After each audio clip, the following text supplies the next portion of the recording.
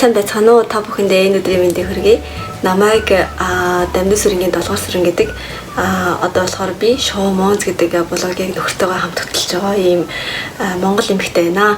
Миний хувьд болохоор би 2010 оны 7 сард баха Японд анх ирж ирсэн. Нөхөр маань болохоор Япон хүн. Бид хоёр одоо 3 хүүхэдтэй. Хамгийн том хүүхэд маань 2 дугаар бага сургуулийн 2 дугаар ангийн 8 настай хүүхэд байгаа. Тэгээд дараа нь болохоор одоо энэ жил сургуульд орох 6 настай бас хүү байгаа.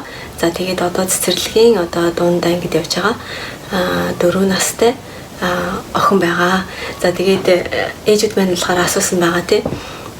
Тэгээд Японд ялангуяа Японд байгаа ээжүүд маань асуусан байгаа яаж хүүхдээ хүмүүжүүлж байна вэ? Тэгээд ээж нар ер нь Японд яаж хүүхдээ хүмүүжүүлдэг вэ?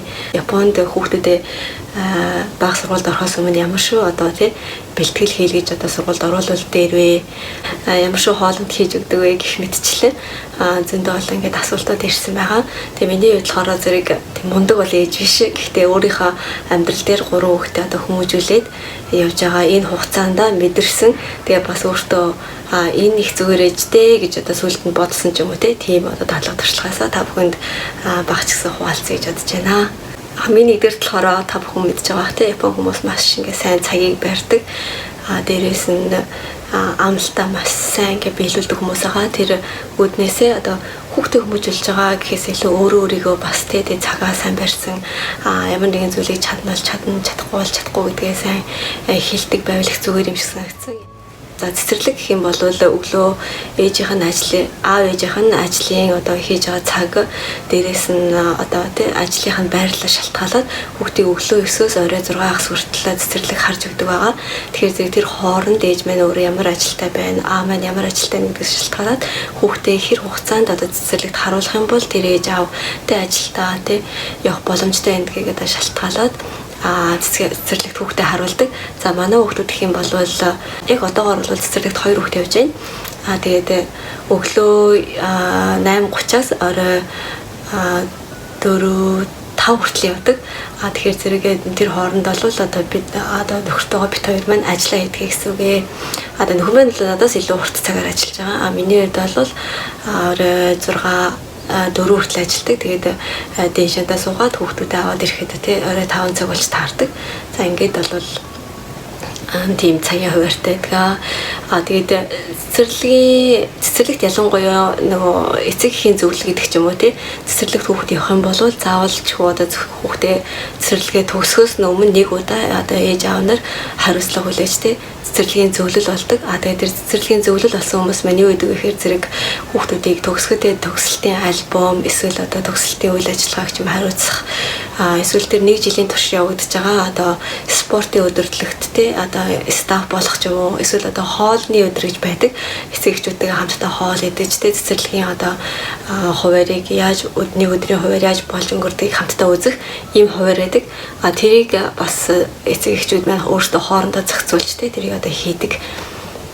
Гэх мэтчлэн үйл ажиллагаанд заавал нэг одоо оролцох хэрэгтэй. Тэгэхээр манайх одоо 3 хүүхдээ хэр зэрэг тий одоо цагаа тааруулна гэсэн үг. Яг л том хүүхдийнхаа сургууль дээр би энэ жил одоо тий хариуцлагатай эцэгхийн зөвлөл байгаа бол энэ жил өөр хүүхдүүдийнхээ цэцэрлэг эцэгхийн зөвлөл болох боломжгүй учраас тий дараа жил нь одоо болно ч гэх юм уу.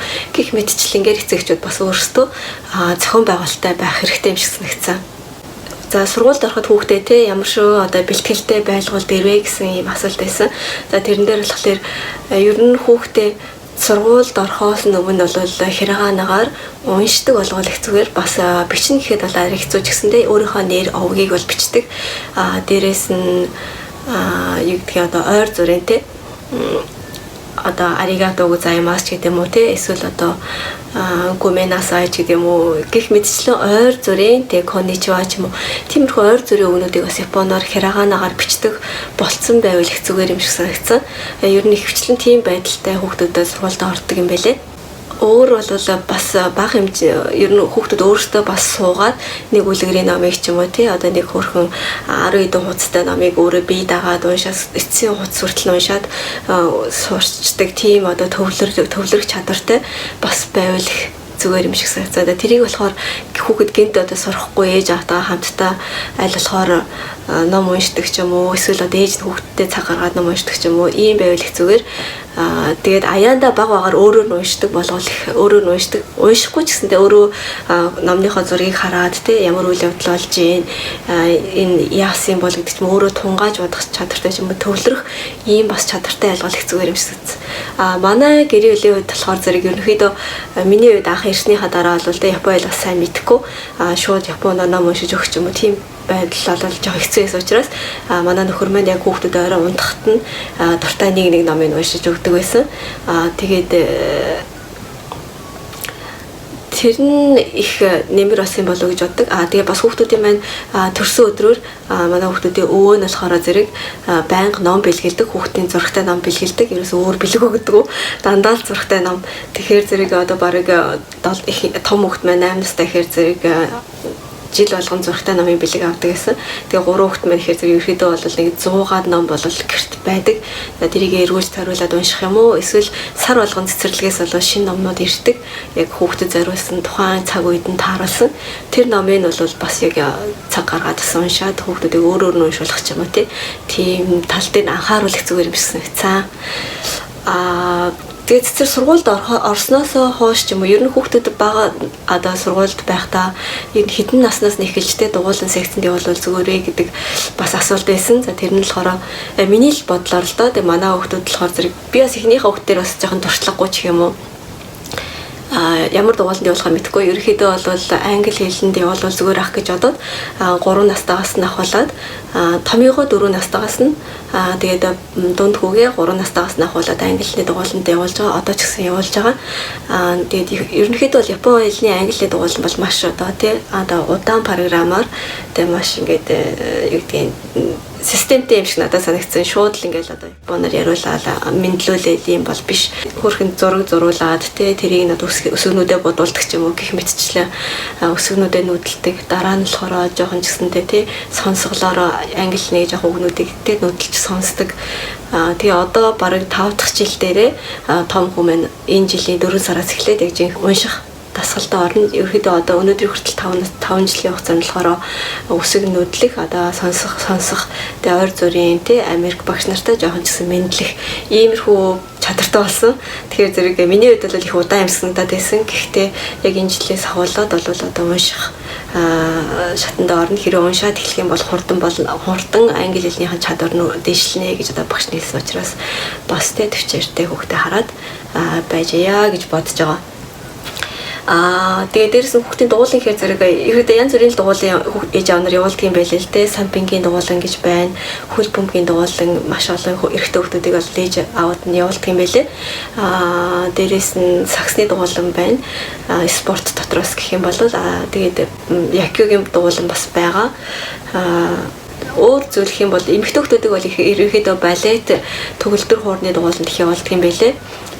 Бас эмэгтэй хүүхдүүд чинь өөр юунд явуулдаг гэлээ дээ. Тэгээ манайх бол одоохондоо охиноо яг ингээд бодож байгаа. Яг тэгвэл манай охин болохоор яг балет гэх юм уу тийм бас жоохон мэдрэмжтэй биш. Дээрээс нь төгөлдөр уурхээр зэрэг ээж аав нь бол бас байн дагалдажтай хамт зааж жоохон ч гэсэндээ тэрийг бас харж хянах алдж яана зүг байна уу гэдэг тал дээр нь хамт байвал зүгээр юм шиг санагдсан учраас өөрөө бас тэр тал дээр цаг гаргаж чадахгүй гэдгийг мэдчихэж байгаа болохоор төгөлдөр уурны дугууланд бол явуулаагүй байгаа.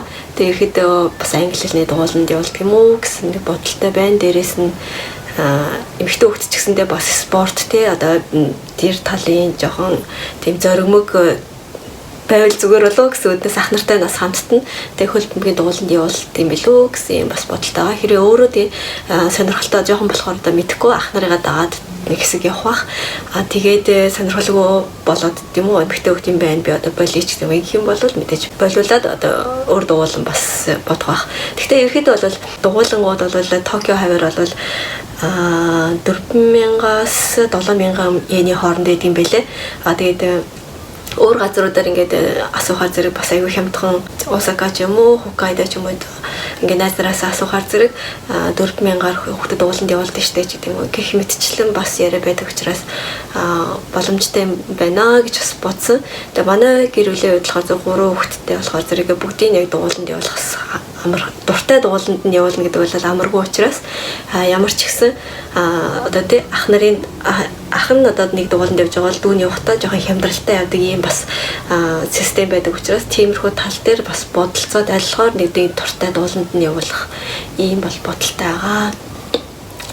За өөр бас юу гэхээр зэрэг хоол ундны тал дээр болохоор зэрэг үзүүлж яагаад бас дараа нь тухтаа ярил зүгээр ах гэж бодож байна. Ерөнхийдөө нэг зөвлөх юм бол манай гэр бүлийн үед манай хүүхдүүд аарууланд аяг дуртай. Яагаад тэгэхээр би ааруулаа Монголоос байнга тасалгүй ер нь бага байхаас нь ахуулаад мөрүүлээл идүүлээд сургасан. Тэгээд ер нь аав ээж маань ч юм уу дүүнер маань ч юм уу Монголоос ирэхдээ байнга хаяа ингээд ирэхдээ Монголоос ааруул барьж ирдэг. Тэгээд ааруулаа бол би байнга гэртээ хүүхдүүдэд ялангуяа одоо өвөл зам бол ааруулаа шүүс болгох ч юм уу өвөл бол ааруулаа ингээд байнга твтэйг тавьчихдаг. Тэгээд ааруулаа мэрээд идэх дуртай хүүхдүүд байна. Өөр яг Япон талын хоол гэх юм бол мэдээж Япон одоо улаан ногоон цагаан ногоон орсон хоол гэдэг ч юм уу байдаг. Тэрийг альлахаар алдахгүйгээр альлахаар нэг 3 4 төрлийн ногоо оруулаад одоо хоол хийхийг боддог. Ер нь цэцэрлэг сургууль дээр бол өдрийн хоолыг идчихдэг. Өглөөний хоолн дээр болохоор зөв өөрсдөө хүүхдүүд маань туустаа гэдэг одоо бан талах одоо шараад идэх ч юм уу эсвэл онигири би боломжтой үедээ хийж өгдөг. Ингээд өглөөнийх нь цаанд болоод баг болчдөг. Тэгээд оройны хоол ер нь айгүй чухал юм да манай гэрлийн үед. Миний үед оройны хоолн дээрээ аль болохоор маш цаг гаргах гэж бас байнга ингээд цаг гаргаад яж чаддаг учраас нөхөртөө бит хоёр аль боломжтой нь хийдэг. Тэгээд манай нөхөр би ажил ихтэй юм. Тэгэхээр одоо ачаалттай үе байсан үедээ бол хоолынхаа материалыг цуглуулаад орой нөхөр маань ирэхээр хоолоо идэг. Хэрвээ би өөрөндөхөр гайгүй байх юм бол боломжтой байх юм бол өөрөө хоолны материалаа цуглуулж ирээд бас өөрөө хоолоо хийх мэдчлэн тэгээд айлхаар би энийхээ цагийг хараад болгодог. Ер нь оройны хоолыг бол гэрүүлээрээ хамтдаа суугаад яг тойрч сууж агаад идэх дуртай. Оройныхоо хоолны цаг дээр л ер хүүхдүүдээс юм асуух, эсвэл нөхрөөсөө юм асуух, тайван ярилцах ч юм уу тийм цаг гардаг гэж бодож байна. За тэгэл ерөөдөө оройны унтах цаг маань болохоор хүүхдүүдийг бол айлхаар 9 цагт унтуулах гэж одоо хичээдэг. Ер нь 9 цаг цаантаараа тавтаад үгийн сонсгож өгнө шүү гэлтэгдэг. Тэгээд хэрвээ 9 цаг өнгөрөөд ерөөсөө нойр нь хуульцсан ингээд унтахгүй байгаад ах юм бол 10 цаг болоод ирэх юм бол за одоостай мангас ирэх шүү унтахгүй болохгүй шүү гэдэг ч юм. Гэх мэдчлээ айлхоор 9 бүр удлаагтай 10 гэхэд бол унтуулахыг боддог. Тэгээ өглөө ер нь цэцэрлэг сургууль бас эрт эхэлдэг. Бид нар өөрсдөө ажилтаа учраас 7 гэл босдог л доо бүгдөө тий. За нэг өнөөдөр иймэрхүү хэмжээний багахан ч гэсэндээ та бүхэнд бас хэрэгтэй байсан болов уу гэж бодоод хэдэн минут гаргаад ингээд та бүхэндээ бодож байгаа зүйл бас ингээд багч гисэн туршлагаасаа хуваалцлаа. Хэрвээ Японд хүүхдүүдэд хүмүүжүүлж байгаа ээж нар айхан болвол багч гисэн тус нэмэр болсон болов уу гэж бодож байна. Тэгээ цаашдаа ч гэсэндээ хамтдаа туршлагаасаа хуваалцаад илүү ойртоод нь ингээд байцгаая гэж бодож байна. За тэгээ та бүхэн хэрвээ асуух зүйл ч юм уу хэрвээ өөрсдийнхөө санал бодлыг ч юм уу ингүүл дээр юм бэлээ тийм бас зүйлээд штэ ч тийм үү илүү бас том хүүхдүүдтэй ээжүүд маань байх юм бол хүүхдүүдийнхээ тухай сэтгэлээсээ ч юм уу хуваалцвал баярлах болно. Тэгээд хамтдаа миний блогоор ч гэсэндээ хамтдаа ярилцаад илүү олон ээж нарыг сэтгэлээр бас туршлагаар хамтдаа дэмжиж би нэг хөгжүүлцгээе гэж бодож байна. Тий. За ингээд өнөөдрийнхөө блог ингээд өндөрлцгээе. Та бүхэн хэрвээ таалагдах юм бол лайк дараарай. Тэгээ бид бүхний бас суугт нэгдээрээ дээрээс нь өөрийнхөө сэтгэл хэрэг янз бүрийн бас санал бодлоо ах юм бол заавал коммент ирүүлдэгээрэй гэж та бүхнээс хүсэж байна. За баярлалаа.